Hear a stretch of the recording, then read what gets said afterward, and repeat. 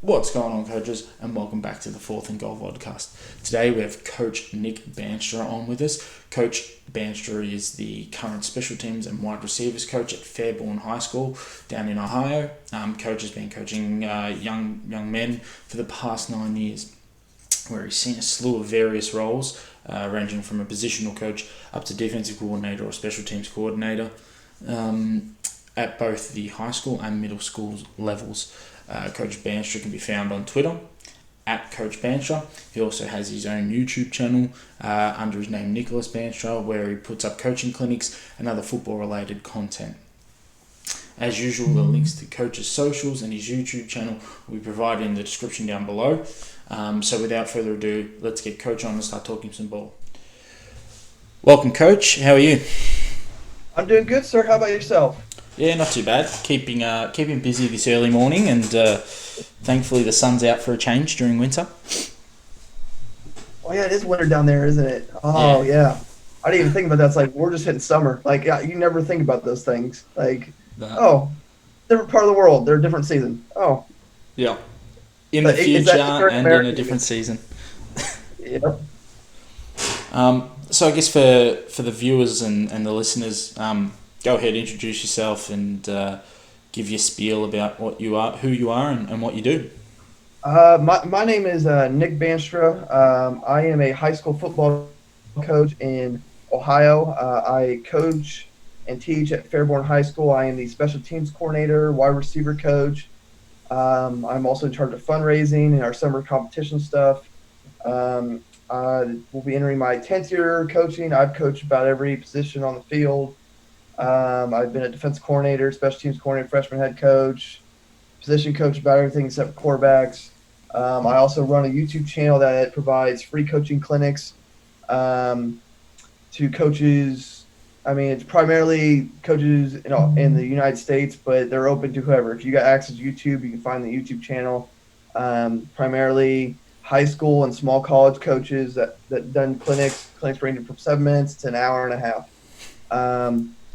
I have one international coach on there who was part of a round table I did. He's in, I want to say Portugal off the top of my head. But yeah, like I said, I am. It's just free clinics for everybody. That's kind of been my goal this during this weird pandemic time. Yeah. I have posted, I think, 130 plus videos as of today. I can tell you a little bit later if I share my screen and stuff. By the time this is over, I'll probably, for our season starts here in the next couple months, I'll probably have over 150 videos posted, and topics range from position drills to culture to scheme to strength and conditioning. I mean, it kind of runs the gambit on what's on there. That's kind of just a really short spiel of who I am and kind of what I do. Cool. So I guess that begs two nice questions. What's your favorite position group to sort of coach? You know. That's kind of varied depending on the school. I mean, in all honesty, it's like I'm a big relationship guy. Like if I can develop a relationship with your group, it's good. Especially if your kids that can make me laugh. Like just people in general who make me laugh are people I like. If you can make me laugh, you're in with me. Like just don't break that trust level. Like I said, I mean my two probably favorite groups deep down are probably that DB group. I coached that group for a while. And then I haven't coached offensive line in like 6 years, but I mean they're always fun. I mean they're always that group that you want to just get pizza with and just sit there and make jokes. I mean they're a fun group, but those are probably my two favorite. But again, like to me it really doesn't matter. It's about relationships and developing relationships with kids. Kind of my focus. Cool. And what would you say is, out of your 130 odd clinics on your YouTube channel, what was your favourite or best one that you've posted or done so far? That's so subjective. I mean, there's a variety of them. Like I've had Don Guglielmo, and I probably just butchered his last name. He's done 5 for me. So like, I'm just appreciative that he's willing to do that. John Arnett probably gave me the most intense clinic I've had on the channel. Like I wanted to run through a wall for the man after the clinic. Like he just had me pumping. Like and it was a great time because I've gotten to know John, and John has just made me laugh and did a great one. I did one with Kenny Simpson today, and it was really good. It was kind of an interview slash little mini clinic, and he's just a good dude. And that's kind of like the focus of the channel is I want good people. And we talked about this a little bit before, and I'm not going to use some of the language I use there, but like my focus is on good people. Like Kyle McAvaney, who I've had on there like 3 times now. He's helped me get a lot of the speakers, and like so I'm pretty sure that, and so I'll tell people to go look at that just because of that, because like Kyle is a good dude.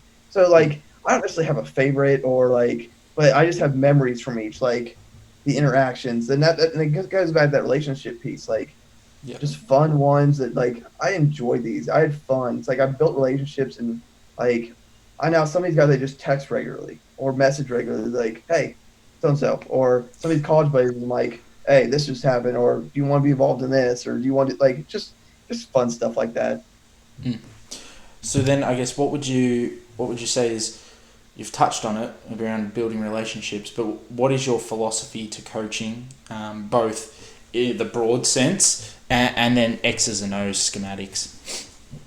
My broad philosophy is, and I've said this to other coaches one time, multiple times. Like, if I can have a positive impact to where I swayed somebody's life, to that is the goal. Like, obviously, you want to affect as many as possible, but if I can prevent one kid from going to prison or doing drugs or making a very poor life choice, if I've had that impact, that's my philosophy. Like, yes, I want to win games more than anything. I am an ultra competitive person. I hate losing. It bothers me tremendously. But none of that matters if all my kids end up being horrible people, or they don't learn how to be a father or a husband, or how to build relationships with other people, or be able to maintain a job. None of that matters if that doesn't happen. Like like I didn't become a coach just to coach football. Like, I love football. Football is my passion. But my family has a history of helping others. My grandfather was a pastor. My grandmother was an art teacher. Like that's what we do. We give back. In terms of X's and O's, I am one of those coaches who just believe in keeping it simple. Like I adapt. I believe in adapting your scheme to your kids. In a perfect world, I am a multi-formation run team. I'm gonna run 3 to 6 run plays, and I'm gonna run a crap ton of formations and cause a defense problems. I'm actually giving a clinic on that, and probably later this week, next week, for the Michigan High School Football Coaches Association. They have a YouTube channel as well. They offer free clinics. But like, and then defensively, like I say, I was defense coordinator for 3 years. I love cover three, but again, if my focus is to keep it simple. How can we keep it simple? How can we do things that are disruptive? But how is it simple for my kids? I want it to look complicated, but I want it to be simple. So like I've got a whole season running 2 coverages, and really it was one. The second coverage I ran in one game. Like, and then we prepped preseason for that just because of scouting. Like, that's what I'll do. Like, I'll run one coverage all year. Like, I am of the opinion that I want to make my kids be able to play fast. Don't require, especially high school kids, to think. Like, there's so many other external distractions they have between home life. Did they get enough food today? What was stressful in their day? Did their girlfriend dump them? Like, did they almost get in a fight? Like, there's so much. Like, I don't want to think. I just want them to play football and have fun. Like, so to me, less is more. Yeah. So then what do you think are some strategies or things that you do to really help your players learn the simple systems that you're implementing? You try to use keywords, and that's the thing. Like, and we talk about this all the time as a staff. Like when we're doing our culture playbook or some other stuff, less is like kids aren't going to sit there and read paragraph after paragraph. Like especially like I mean we're wing T offense at the school we're at. Like for offensive linemen, it's stuff like gap down backer. Like that's about as simple as you can get it. Like outside of saying block left. Like you can't get much more simpler than that. Like terminology is key. Like what makes sense and what is simple. I'm very big on using technology. I love technology. I've had Zoom meetings with my receivers this off season. We use Google Classroom very heavily in terms of putting installs on there for kids so they can view them. I try to attach video examples, whether it's college, NFL, or high school teams. Like here's an example of how this looks. Here's what this looks like. Um, the other day I posted a picture for my receiver group and said, okay, what would you do against this look? Based off what I've taught you, like, here's a visual example. And then, like, to me, as a teacher, you want to hit as many of the different ways they learn as possible. Every kid's different. And you got to realize that, like, some learn best by hearing, seeing, or doing. Sometimes, a lot of times, and honestly, it's a combination. It's usually like seeing and doing, or hearing and doing, one of the two. And kind of go from there. Like I said, I mean, we just got opened back up to we can start doing weightlifting. Really, we could start today, but we're not going to start till next week. And we're following week we'll probably start doing drills on air. Like, and we're just going to walk through stuff. I mean, I got to keep 6 feet social distance anyway, so it's going to be a lot of walking. So, yeah, I mean, those are the main ways. Like, I think it's if you're not using technology to your advantage at this point as a coach, you're way behind. Like, it's not just from a scouting and film review. Like, help your kids out.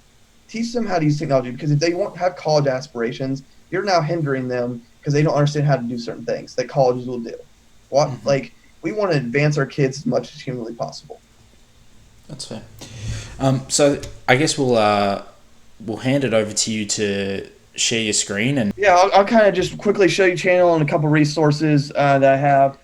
This is my YouTube channel, just kind of real brief. I mean, you can find it one of 3 ways on YouTube. You can type in Nick Bandstra, Nicholas Bandstra, or Coach Bandstra, and either the link to the channel should pop up or videos. Kind of what you'll see, I mean, if you click on videos, like I have just a plethora that will just go on forever. And you can kind of get lost in this. I don't recommend actually doing it this way. I really like, I mean, there's 130 plus videos on here at this point. My recommendation is just click on playlist here. And like I said, I got everything sorted. I am extremely OCD by nature. It's just who I am. Like, I've edited this probably like 5 times in the past week. Move stuff around. Like, that's just who I am. But yeah, and like I said, you can sort by, usually occasionally I give you an A to Z option over here too. But yeah, just scroll down. Like, I have it sorted by state, by scheme, by level of college. I mean, kind of whatever you're looking for. Kind of one thing you'll notice is I have a crap ton of Ohio coaches. That's just because that's where I'm located. I know a bunch of people. I have a lot of connections. Is what it is. I mean, Ohio, thankfully, is recognized as probably one of the top 3 to 7 states in the United States for high school football. It depends on who you ask. Usually Florida, California, Texas, Pennsylvania, and I know I'm probably forgetting a state. New Jersey are probably all titled in there. I know I'm probably forgetting a state, but those are usually kind of considered the powerhouses in terms of high school football. And I got coaches kind of from most of those at this point. But yeah, like, whatever you're looking for, I probably have it. If you're looking for something, in honesty, just DM me on Twitter, and if I don't have it, I can probably find it for you. Like, and that's what I've told my coaching staff too. Like, and our head coach has been very supportive of me doing this, and like, that's what I tell him. Like, if you're looking for something and you can't find it, let me know. I'll find somebody who does it. Like, truly, like, I know I've gotten to know so many people and great people during this that I could probably find some stuff on here. For those of you that don't necessarily want to go through that slog, if you kind of would go to I kind of did this about after a month of doing this.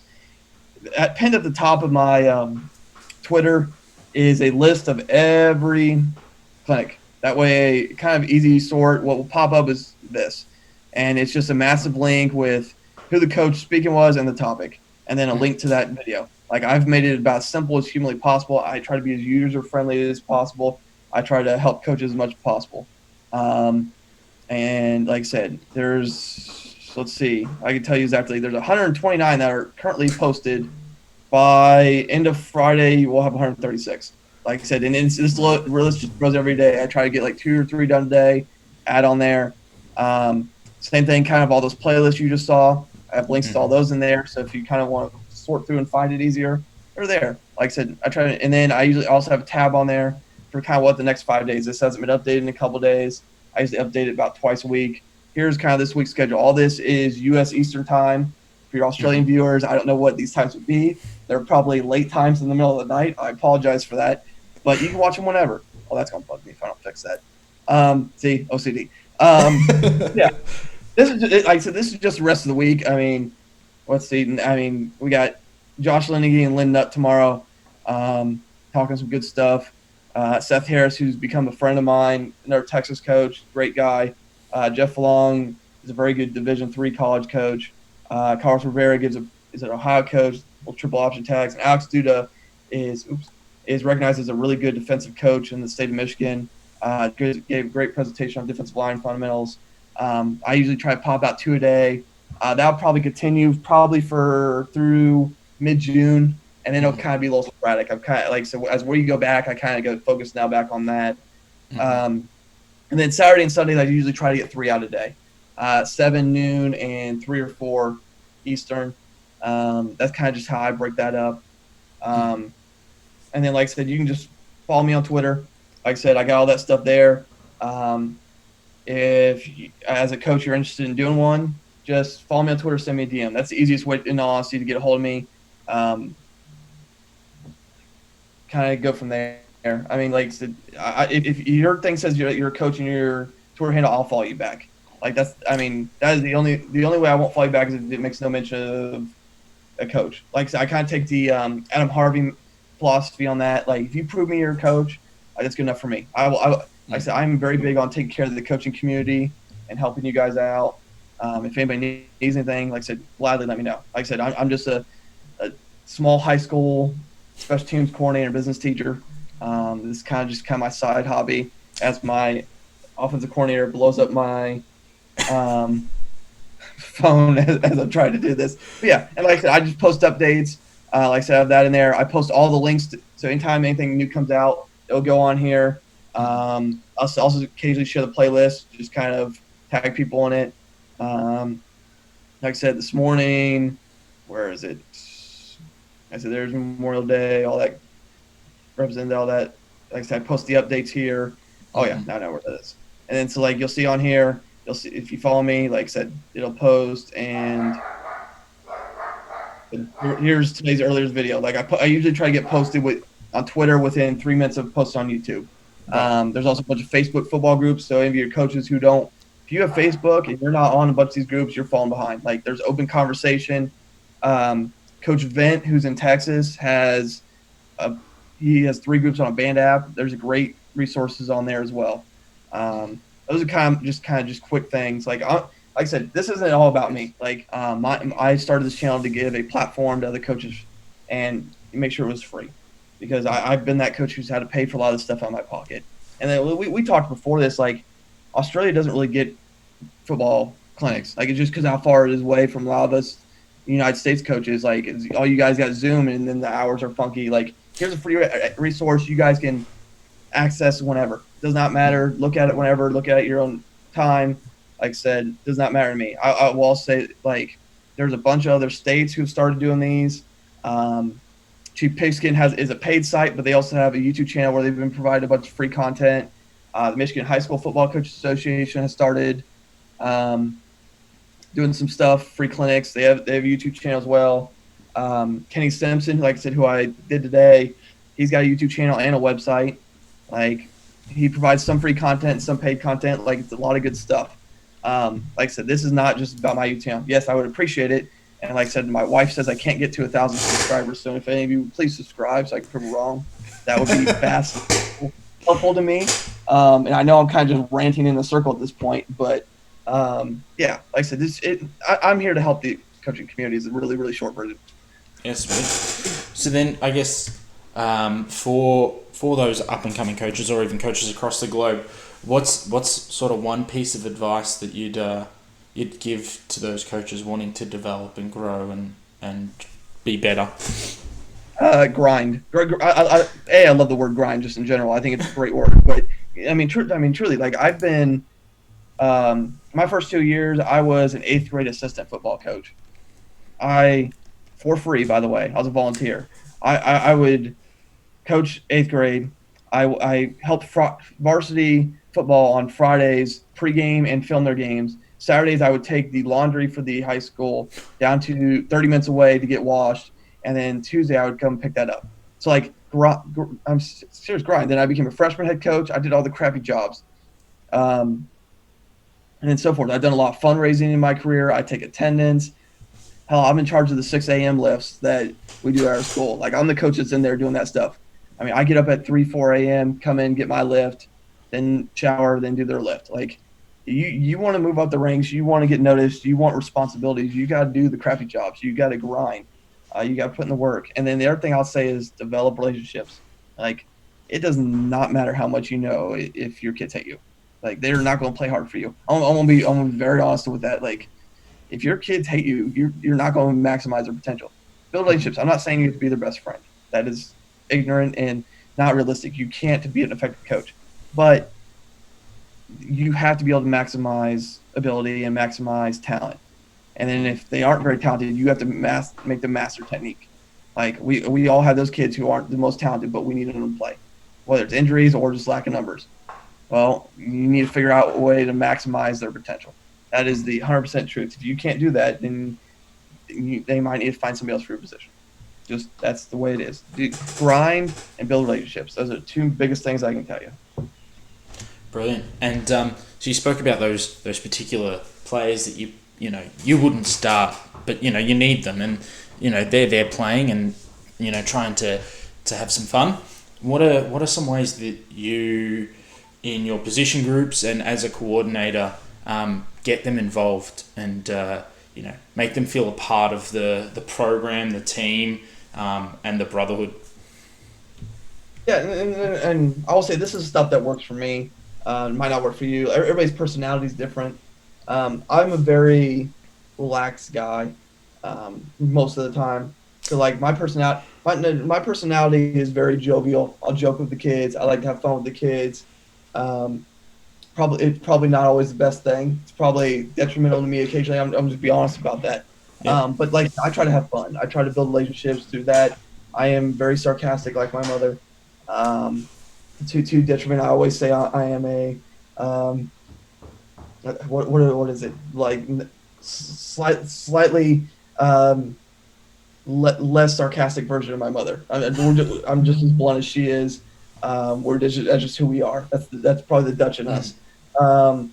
But so that's kind of my main thing. My other thing is I'm just honest. I don't try to BS. I don't try to beat around the bush. Like, here's this. Like, here's where you're at. Here's why. Like, kids want honesty. Kids want to know reasons. Like, they don't want to be lied to. It just destroys relationships long term.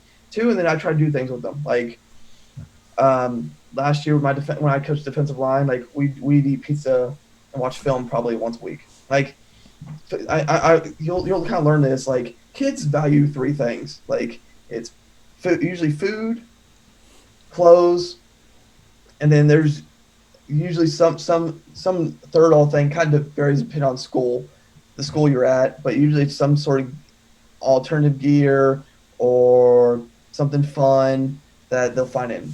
It kind of just varies depending on the school, but the two always most resilient ones are food and gear. Like, food and gear are the two ones, and there's that third one that you're like, what is it? Okay, and in honesty, a lot of times if your school does helmet stickers, that's usually the difference maker. It's just a way to be rewarded. And then, like I said kind of earlier, I run summer competitions. That's where we break our team into multiple teams, let them compete all summer. So I try to make that stuff as fun as possible. I mean, we do egg tosses, egg roulette. One of my best stories, my first year at Fairborn, we were doing egg tosses. So every time you toss the egg to your partner and you catch it, you back up a couple steps. Well, I mean, it got pretty wide, and we're in the parking lot doing this, and it goes right through his hands and whacks him right in the face. And it sucks for him, but in the end, everybody's laughing, everybody's having a good time. It's a fun thing, and like he even thought it was funny. But it's just one of those moments that stand out. Like, you do tug of war, you do barrel rolls, you do hide and seek, you do large versions of tag, dodgeball. Like, you do stuff to make it fun. Like, I understand. Like, there was that time where it's just grind and just you're on the field for 8 hours a day. Like, I get that, and that was a different time, and that worked then. It doesn't work now. You gotta. I mean, it's really now. It's more about maximizing your time on the field. It's maximizing classroom time, walkthrough time, and then building relationships and developing culture. I mean, we could sit here and talk all day about culture, and kind of like you, and we talked about it, it's like a lot of times you ask the same question, see how people do things differently. Mhm. But like that, it's an important piece of the puzzle. Like, especially like I will say this all day long. Like, two teams that are equally in terms of talent, the team with the better culture and the Mhm. better technique will win all day long. Yeah, that's fair. So then, I guess from that, what are some things that your programs and position groups like to be known for in terms of culture and skill level technique?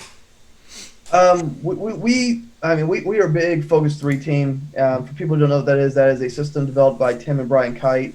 I'm not going to sit here and spend the next. I mean, I could spend hours talking about it, and my suggestion is just type in Focus 3 on YouTube. It'll do a lot better version than I'll do. Um, and seriously, so I mean that's a big part of our culture. But I'll talk through that. We've developed three core values: energy, accountability, and family. That is kind of the main three things we harp on. Um, bring energy every day, or as we say, bring the juice. Be accountable and be a family. And like I said, I could go a lot deeper in that, but as I said, I'll let everybody. And if anybody wants to know about that, they can just message me. That's a whole different. That's like just a clinic in itself.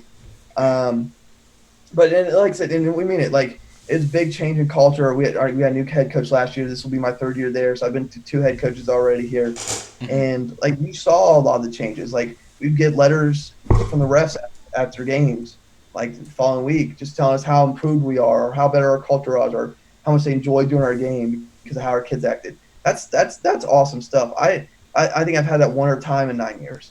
So like that, being able to do that is just a great experience and Mm-hmm. shows kind of what you're doing is working. Now you just need to kind of finish it on the scoreboard. I mean, we lost 3 or 4 games by less than a touchdown last year. Like it's like you're close, you're heading the right direction, and like Mm-hmm. kind of this year is the year to finish it. We had a great group of kids come back. Our goal is to make a run towards the playoffs and see what we can do from there. Cool. Sounds good. How do you go about getting your players excited for special teams as the special teams coordinator? Because we know That that is that people don't. that is always the hardest part, especially in high school. Like, I mean, the great thing about college and the NFL is like, fine, you lose your scholarship or you lose your job. Like, it's not very hard. I mean, at our level, it's like, depending on your school, you might not have somebody to replace Johnny. Like, you just might not. You just got to. I mean, my big focus is keep everything simple, keep everything short. Like I said, use my personality to my advantage. Mm-hmm. Um, and then kind of thing is that just, I mean, figure out a reward system, set goals, reward kids, like help throw them Snickers, okay? And then when you're doing presentation, do not like one thing that drives me, and this I'm about to go on a rant here, like because I watch presentations all day long doing my clinics. It's like don't just show them some blank plain background white slide or plain just blue. Like it drives me insane. Kids aren't going to sit there and look at that. No. Like you're going to bore them real quickly. Use pictures of backgrounds. Turn the see through to about 80%. Put in the background. Put lettering over it. Use GIFs. I use GIFs all the time. Okay, like seriously, I do. Like for our kick return, I put Stampede cows as the title slide of just them constantly moving as gift. Use that stuff. Like make it entertaining for the kids. Throw a meme up there. Keep it school appropriate if you're a school, but like throw a meme up there to break some tension. Like have fun with it. Mm-hmm. Like you can like the days of just them sitting there taking notes like word for word is not that's not where we are right now. I wish it was, but it's not. So Yep. you gotta keep it entertaining, keep it fun, and like I said, use a lot of imagery. Like a lot of my kids respond a lot better to video. That's just how they do it and what they prefer. So that I'm gonna try to find as many video clips as I can. Hell, I'll try to find successful people doing it. Now I'm also that weird coach that will find random colleges that the coaches use as an example. Like and this is no knock. Like I'm probably the only coach outside of Rice University that uses Rice film for receiver blocking examples. Like I don't know anybody else that does it, but I do it because they do it really well. Like I found probably 6 or 7 really good examples, and I showed it to my receivers. Like Mm. same thing. Like I got my buddy ran the kick return at Granville High School last year. I uploaded 3 or 4 of those clips for our kids to see as an example because that's what we're doing this year. Mm-hmm. Okay, so that's the stuff I want to use. Like give them visual examples. It does not matter what level. I would obviously try not to go to the level below yours for credibility standpoint. Like I'm not going to show middle school film, just like a college coach ain't going to show high school film unless that high school's won about 7 state championships in a row. But those are kind of examples I'd use. Like find imagery that is attractive and appealing to kids. And just be aware of stuff like that. The other thing, unless your school colors are like red or yellow, I would avoid those colors because also as a teacher, you need to understand what has a calming effect and what doesn't have a calming effect. Mm-hmm. Like obviously school color, you don't have really a choice, but like I worked with emotionally disturbed students for 3 years of my teaching career. So I've learned what has factors. Like look at the signs of that stuff. Like it sounds weird, but that stuff matters. Like you got to realize green and blue have calming effects to people. They're relaxing. Okay. You got to realize like a pitch black room's not a good idea. You're just naturally just going to fall asleep. Like stuff like that. You don't have them sit in a chair for an hour straight. Have them take breaks, get up and move. Like I remember last year, Cliff Kingsbury, head coach of the Arizona Cardinals, got all kinds of crap for saying he's going to do cell phone breaks. Like that's the type of kid professional athlete he has to work with. Okay. If them getting a 5-minute cell phone break makes them come back, pay even better attention, then that works. Yep. Fine. Use science and stuff like that to your advantage.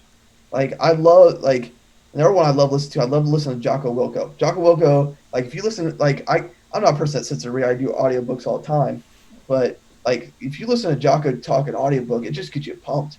Like seriously, but he's got great stuff that we use, and like we just bought a bunch of copies of his leadership manual that we're using with our leadership council this year. Mm-hmm.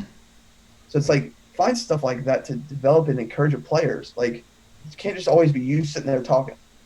Yeah. All right. So the final question. It's one that's on every Vodcast. This is good. I haven't heard this one yet, so let's go. Okay. Title of the Vodcast is 4th and Goal. So you can see where this is headed. Yep. Scenario: 4th and goal. Okay. 4-yard line. State championship game. You're you're up by 4. You're the defense. Up by 4. You need to get a stop. Otherwise, they win the game. You go home, and it's a 3-hour car trip back. Yeah. What are you calling? Oh, so defensively? Yeah. Yep. And then we'll flip the script, and you can give an offensive plan as well. Now if I'm based off my current personnel, like so that's that's how I'll do it because I could have dream scenarios like out the inning with that. Based off my current personnel, we have a very good linebacker. Like he potentially could play Division I. I am assuming. I mean, like I said, that what that team runs would factor into this a little bit, but like I'm sending him to where I think the ball is going to go. Right. That is like a lot of the other guys. It'll probably be some sort of we're a 3-4 defense, so I'm probably naturally already bringing that front 5 unless they've spread us out. But I'm bringing that linebacker. Like he had 133 tackles last year. I'm going to use him to my advantage. That's just what I'm going to do. Mm-hmm. So that's kind of my natural instinct is I'm probably going to send him through A or B gap and probably clear the way with some of our defensive linemen and just send them and just go. I'm going to take my chance at that point. I'll play man coverage in the background. You know what? If you get the ball off, you get the ball off. If you don't, great. I'll tell you this. Either way, your quarterback's getting hit. So he better get the ball out quickly. Like, I'll put my dude I'm a very big believer in situations like that. I'm going to put my dude against your dude. Yep. And I'll be very honest, my dude right now is probably better than your dude. That's fair. There's not too many potential Div 1 scholarship players floating around on teams, so it's a good bet. So then, all right, let's flip the script then and think you've coached offense as well. So scenario 4th and goal, you're on the 7 now, so you need 7 yards. You're down by 4, so you need the touchdown to win the state championship. What are you calling? Current team and everything like that. I'll give you 2 scenarios because like One, I'll go based off when I was at Elgin. When I was at Elgin, I would tell you 4th and 7. We were a double tight, double wing team. We ran for 4,900 yards that year. So I'm gonna do one of two things. I'm either gonna run rip 24 power and give it to my big running back who ended up playing at Urbana, who's now at the University of Philly because Urbana shut down, and just take my chances. Yeah, it's 7 yards, but I watched that boy run a lot farther. Like he had 2,200 rushing yards on the season. Wow. I'll take it. Yep. Now, if they've been shutting down power, I'm gonna run waggle. And the reason I'm gonna run waggle, even though we threw for less than 100 yards that season, is we've completed about 12 2-point conversions running waggle that year. We went 48 of 57 or something like that on 2-point conversions that year. So you know what? I'm gonna run waggle. And guess what? That kid who caught most of the 2-point conversions is that kid that in most other programs probably wouldn't have played. But he found his niche to be a backside blocker and to run a corner route. So there's that. My current team, oh God, I will find a way to get that linebacker kid also plays fullback for us. Okay. I'm either going to get him the ball or I'm going to fake the ball to him and get to one of my 2 receivers. Like we have 2 very solid receivers who are getting Division II looks. That's the other option. Like it's going to be one of those 2. Knowing me, I'm probably going to line up in some weird formation and probably run some play. Like I said, I love formations. Like, and for anybody interested in more of that, like I said, I got a clinic coming up for Michigan High School Football Coaches Association. It'll be on YouTube. I'm going to kind of demonstrate some of that for my time at Marion Elgin. But I love formations. I will formation you to death, and I will run simple stuff on it, and it will hurt your head. So you know what? It might be something like some 4 linemen on one side, 1 lineman on the other. Like I'm not joking. Like I sent a copy of that to my offense coordinator the other day as I was going through some of my stuff prep for this clinic. Like it will be annoying for you. I'm that coach that like they run 3 plays, but I have to prep my defense in a bunch of simple rules to how to line up to this crap. Like I mean, when I was at Marion Elgin, we lined up 4 receivers, one behind each other, out by the numbers before. Like, just because, like, what are you going to do against that? Have fun. Yeah. Okay? You don't honor that, we're going to throw it over there, and they're going to block. You honor it, you just open up the box for me. Have fun. Like, I'm going to be a pain. Like, so that's kind of where I go with it. Like, I'm going to run something weird, and I'm going to try to get to one of my best 3 kids. Again, like, scheme is great, but especially at high school football, like it comes down to the Jimmies and Joes. It's scheme and culture.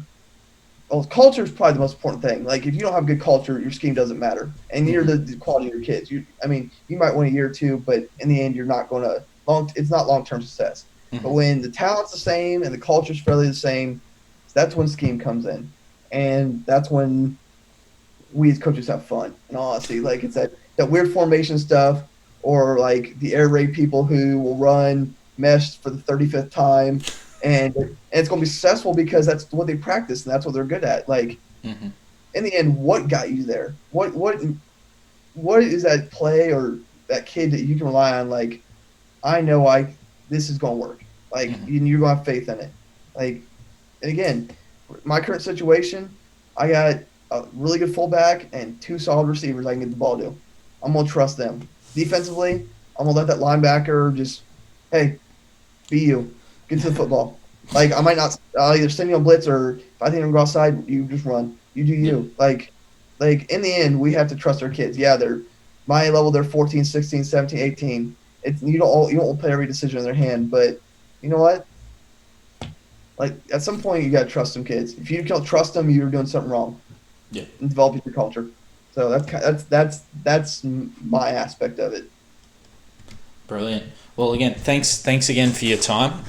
Really do appreciate getting you on and talking about culture and a few funky things and side jobs and everything like that. It's been a very interesting conversation. We need to get into the side jobs of me working 3rd shift Walmart while my first year coaching, or the pizza shop or Dollar General. Like, I've worked some bad jobs while coaching.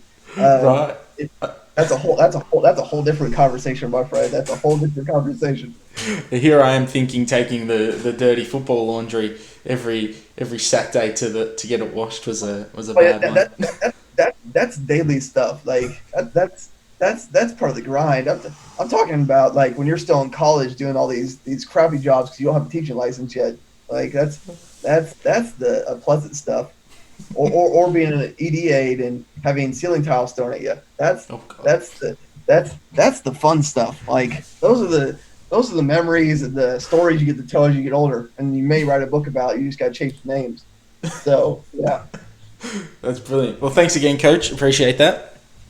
no problem. Thank you for having me, and look forward to talking again soon, my friend. For sure. Thanks for watching today's vodcast. If you like this kind of content, please be sure to give it a like, share, comment, subscribe. Let us know what you think, and if there's any new areas or topics you'd like discussed on this, please put it down in the comments below.